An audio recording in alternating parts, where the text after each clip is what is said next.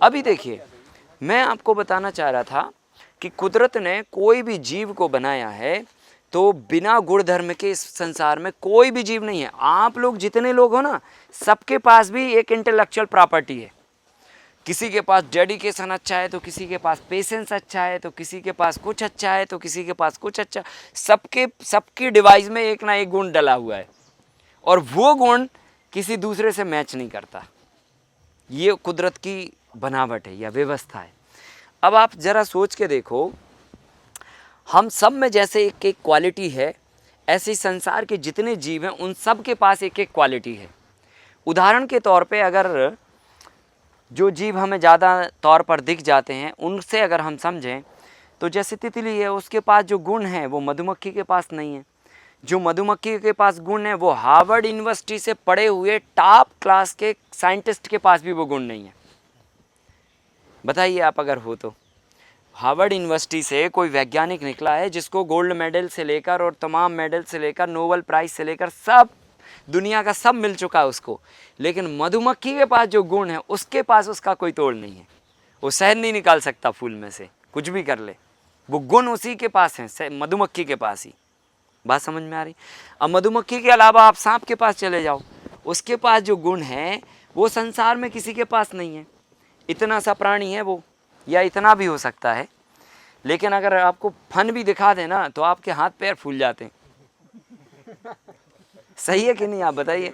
और अगर टच कर लिया तो डर से ही प्राण भी निकल जाते हैं। कितनी सामर्थ्य उसके पास, ना उसके पास मिसाइल है, ना गन है, ना तोप है, ना बम है, ना बारूद है, कुछ भी नहीं है, ना औजार हैं कोई।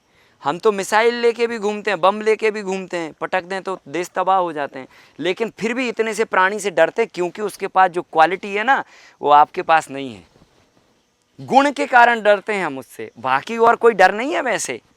बात समझ रहे ना? नहीं तो इंसान तो कोई से भी नहीं डरता, खासकर घर वालों से तो बिल्कुल नहीं और बाकी के लोगों से भी नहीं।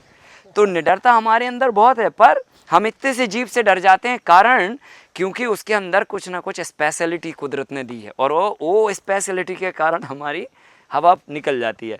फिर मच्छर को देख लो आप, है इतना सा जीव, उसके पास लेकिन जो क्वालिटी है वो आपके पास नहीं है। आप 20 साल पढ़ लो लेकिन उसके बराबर की कोई क्वालिटी आपके अंदर नहीं आ सकती।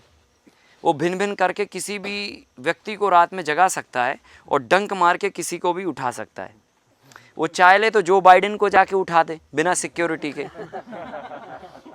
आप सोचिए जरा, सिंपल सी बात है ना। आप उसको हंसिए मत, आप मतलब उसको ये सोचिए कि हाँ वाकई में सही बात है।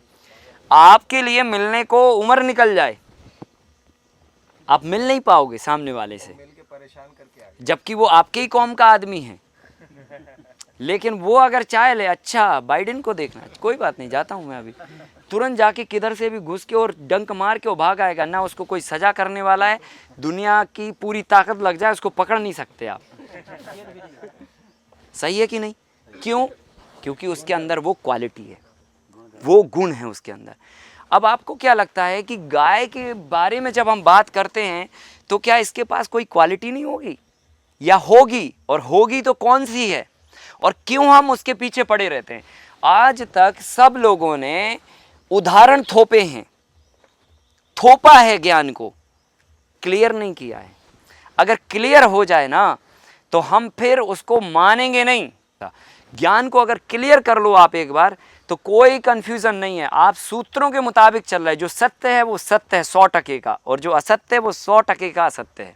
इस दुनिया में दो ही चीजें हैं, डोल मोल कुछ भी नहीं है, या तो है या तो नहीं है, या तो अंधेरा है या तो उजाला है, क्लियर है सब कुछ। लेकिन तो ज्ञान भी आपको क्लियर रखना चाहिए, और वो ये है कि गाय के अंदर जो एक विशेष क्वालिटी है जिसको लेकर हमारे वेदों में, पुराणों में, देखो वेदों पुराणों में क्या है, हमारे पूर्वजों ने अध्ययन किया।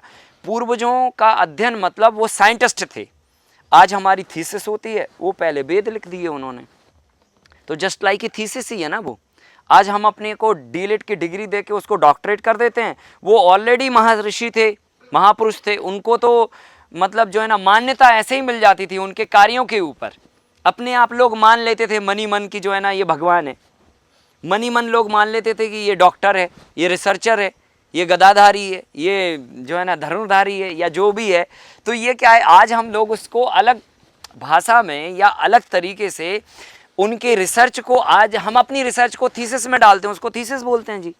उन्होंने वेद लिख दिए, पुराण लिख दिए, ये भी तो थीसिस ही हैं, ये भी तो रिसर्च ही हैं। उनको डॉक्टरेट की कोई यूनिवर्सिटी ने उपाधि नहीं दी, लेकिन उन्होंने डॉक्टरेट किया है जी। उन्होंने वो सूत्र सुलझाए हैं जो आज तक आप उन सूत्रों तक जा भी नहीं पाए। उन्होंने वो चीज़ें सुलझा के उसमें लिख दी, तो वो हमसे कई गुना एडवांस थे। तो उन्होंने ये सोचा कि मानव जो है ना तर्क वितर्क करेगा, इसको आस्था से जोड़ा जा सकता है, इसको कोई व्यवस्था से लिंक किया जा सकता है ताकि ये कैसे भी करके मानने लग जाए। तो हमारे पूर्वजों के पास इतना बड़ा दृष्टिकोण था कि वो 10,000 साल आगे तक का भी सोच लेते थे। समझ रहे ना, 10,000 साल आगे तक का सोच लेते थे कि 10,000 साल बाद मानव का क्या स्वरूप होगा, उनकी मतलब जो है ना व्यवस्था का क्या स्वरूप होगा। तो उन्होंने हर चीज़ को क्या किया ना, एक आस्था से, एक व्यवस्था से जोड़ दिया, जिसको हम फॉलो करते आ रहे हैं, जिसको हम परंपराएं बोलते हैं, परंपराएं जिनको हम बोलते हैं। अब मैं आपको एग्जाम्पल दूंगा इन परंपराओं का, तो आपको समझ में आ जाएगी, सारी गुत्थी सुलझ जाएगी। अभी मैंने आपको बताया कि संसार में हर जीव के पास कोई ना कोई स्पेशल गुण है। अगर गाय को लेकर हमारे पूर्वजों ने इतना प्रेशर डाला है, इतना जोर डाला है, तो कुछ ना कुछ जी गुण होगा, कुछ ना कुछ तो गुण होगा। बात समझ रहे हैं ना। जैसे अभी हम काली हल्दी को लेकर इतना प्रेशर डाल रहे हैं कि ये बहुत विशेष गुण की है, इसके अंदर ये है वो है, तो भाई जो है ना हमें कुछ चीज़ें पता चली होंगी तभी तो बोल रहे हैं ना हम, नहीं तो वही चीज़ पीले में नहीं बोल देते हम, या वही चीज़ हम सफ़ेद में नहीं बोल देते। बात समझ रहे हैं ना। तो कोई चीज़ किसी को पता चली, उसके बिहाफ पे वो बोलता है। अब अगर आप नहीं मानोगे तो हम आपको कैसे भी मनवाने के लिए कुछ भी करेंगे। आपसे कहेंगे कि इसको, पेड़ को घर के सामने रखने से धन आएगा, बात खत्म। बात समझिए, मैं समझाने के लिए बोल रहा हूँ इसको, मतलब अन्यथा में मत लीजिए।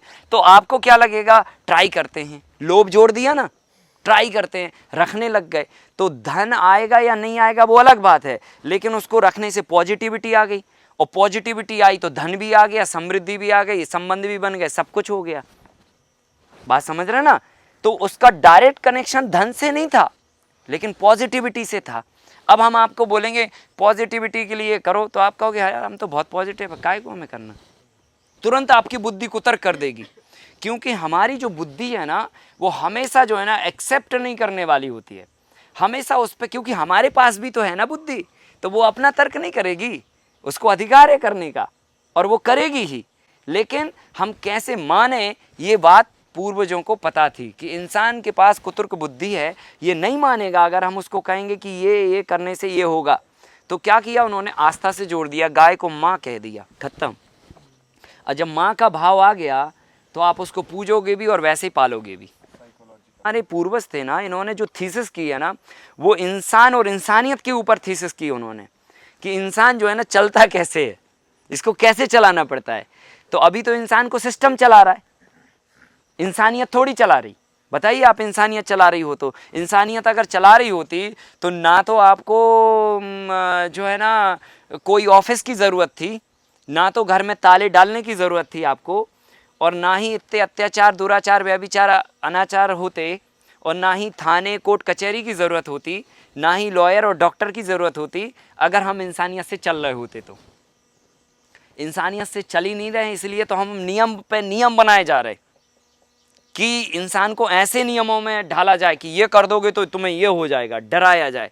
तो क्या हो रहा है ना, वो अंदर की जो इंसानियत है ना वो हमारी डैमेज हो गई, खत्म हो गई पूरी तरह से। इसलिए हम नियम पे नियम बनाए जा रहे हैं, व्यवस्था पे व्यवस्था बनाए जा रहे हैं, और उस पे भी इंसान टिक नहीं रहा।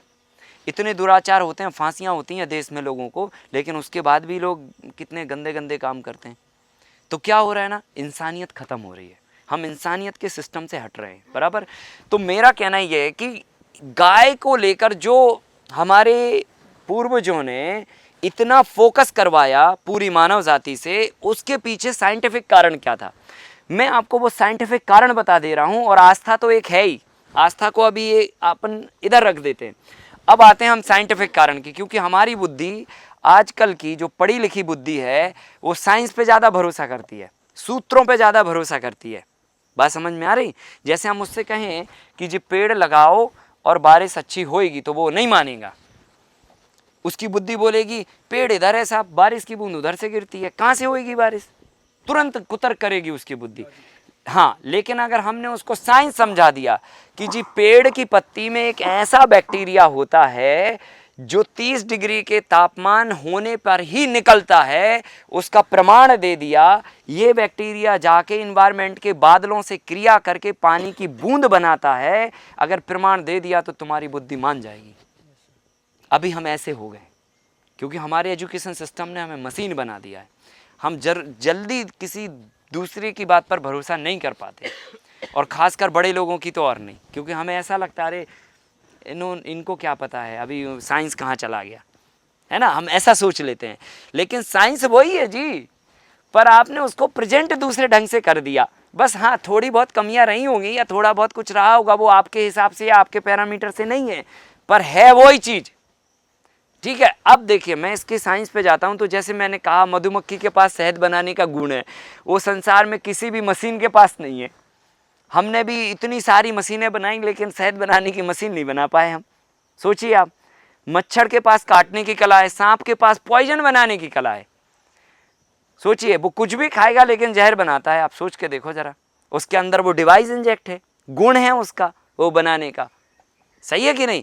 तो ऐसे गाय के अंदर जो इंजेक्ट है डिवाइस के अंदर, गाय एक डिवाइस है, उसके अंदर जो गुण इंजेक्ट है वो है सूर्य केतु नाड़ी का। और सूर्य केतु नाड़ी एक ऐसी नाड़ी है, जैसे हमारी बॉडी में 3 तरह की सुप्त नाड़ियां होती हैं, जिसको सुषुम्ना, पिंगला, ये नाड़ियां बोलते हैं हम लोग, ठीक है ना। ये अगर आप चीरा फाड़ी करेंगे शरीर में तो ये दिखेंगी ही नहीं आपको, समझ रहे ना। ये नाड़ियां कोई बॉडी नहीं है, ये कोई मैटर नहीं है, ये सूक्ष्म है। सूक्ष्म मतलब ये दिखती नहीं है पर ये हैं, जैसे हवा दिखती नहीं है पर है। बात समझ रहे ना। तो इसको जो है ना, जो साधना करते हैं, जो है ना थोड़ा एडवांस अध्यात्म में जाते हैं, ये लोग इसको डेफिनेशन कर सकते हैं अच्छे से, और मतलब ये लोग महसूस करते हैं, और ये है, इसमें कोई दो राय नहीं है, मैं बोल सकता हूँ पूरी प्रामाणिकता से। तो जैसे हमारे शरीर में सूक्ष्म नाड़ी होती है, ऐसे गाय के अंदर एक डिवाइस होती है जिसको बोलते हैं सूर्य केतु नाड़ी। अब ये केवल संसार में गाय के पास ही है। जैसे संसार में पॉइजन बनाने का जो डिवाइस है वो सांप के पास है, कोबरा के पास है, वही डिवाइस, वही नहीं मतलब वैसी ही डिवाइस गाय के अंदर है, और वो भी भारतीय नस्ल की गाय के अंदर। अब यहाँ पर क्लियर हो जाइए, भारतीय नस्ल की ही क्यों? दुनिया में इतनी सारी गाय हैं, HF है, जर्सी है, हॉलस्टाइन, दुनिया भर की गाय, उनमें क्यों नहीं? तो उसका भी साइंटिफिक कारण ये है कि जब पूरे पृथ्वी का जब ये निर्माण हुआ तो भारत का इतिहास सबसे पहले मिलता है। सबसे पुराना, पृथ्वी पर सबसे पुराना इतिहास अगर किसी चीज़ का है, जीवन का, लोगों के रहने का, तो वो भारत में ही मिलता है। और जब भारत में ही मिलता है तो कहने का मतलब यहीं से चीज़ें शुरू हुई हैं, और फिर वो पूरी दुनिया में इधर उधर अलग अलग रूप में फैलती गई, क्लाइमेट के हिसाब से उनकी डेफिनेशन बदलती गई। बात समझ रहे हैं ना। तो और एक उसका कारण है, दूसरा कारण ये कि सबसे ज़्यादा सूरज की किरणें भारत पे ही पड़ती हैं। तो भाई सोलर पैनल का काम कहाँ होगा बताओ आप? जहाँ पे बर्फ़ पड़ती है वो देश में, या जहाँ पे धूप पड़ती है वो देश में? जहाँ धूप पड़ती है, नेचुरल सी बात। नहीं तो सोलर पैनल डिवाइस का मतलब क्या? तो ब्रह्मा जी ने जब संसार बनाया, जब इसकी सेटिंग की, तो अर्थ की सेटिंग की, ये सेटिंग की, वो सेटिंग की, तो सेटिंग में क्या हुआ कि भारत पे सबसे ज़्यादा धूप पड़ने लगी, तो उन्होंने कहा ये काम यहीं डाल दो। मतलब ऐसा सोचा होगा उन्होंने, अब पूछा तो नहीं हम लोगों ने जाके, पर ऐसा सोचा होगा। कुल मिला के जो भी है, पर भारतीय नस्ल की गाय के अंदर ही ये डिवाइस है। इस डिवाइस का काम क्या है? इस डिवाइस का काम है कि ये सूरज की एनर्जी को कलेक्ट करने की क्षमता रखती है, सूरज की एनर्जी को कलेक्ट करने की। जैसे सांप ऑटोमेटिकली, रोज दूध पिलाइए कोबरा को, लेकिन पॉइजन ही फूंस मारेगा तो पॉइजन निकालेगा दूध पिलाने के बाद भी, क्योंकि उसके अंदर ऑटोमेटिकली मैन्युफैक्चरिंग लगा हुआ है भाई पॉइजन बनाने का, उधर से जहर बनना। और आप जो है ना कुछ भी खा के भी पॉइजन नहीं बना सकते। तो ये क्या है ना, गुण ऊपर वाले ने हर एक को अलग अलग दिया है। गाय को जो गुण दिया है उसको ये गुण दिया कि वो छाया में इधर भी बैठी रहेगी ना, तो वो डिवाइस जो है ना सन की एनर्जी को खींचेगी ऑटोमेटिकली, सूक्ष्म रूप से। जैसे आज आपको अगर हम बताएं कि कल या आज, कल अगर किसी ने ये कहा होगा कि यार सूरज की रोशनी से बल्ब जला सकते हैं और पंखा चला सकते हैं, तो वो उसको पागल घोषित कर देगा, कहेगा देखो ये पागल हो गया, इसको ग्वालियर ले जाओ जल्दी। ये कह रहा है कि सूरज से बल्ब जल जाएगा, कैसे जलेगा? संभव ही नहीं है ना भाई, सूरज ऊपर है बल्ब नीचे, अब कैसे जला दें हम इसको? सवाल है ना बहुत बड़ा खड़ा।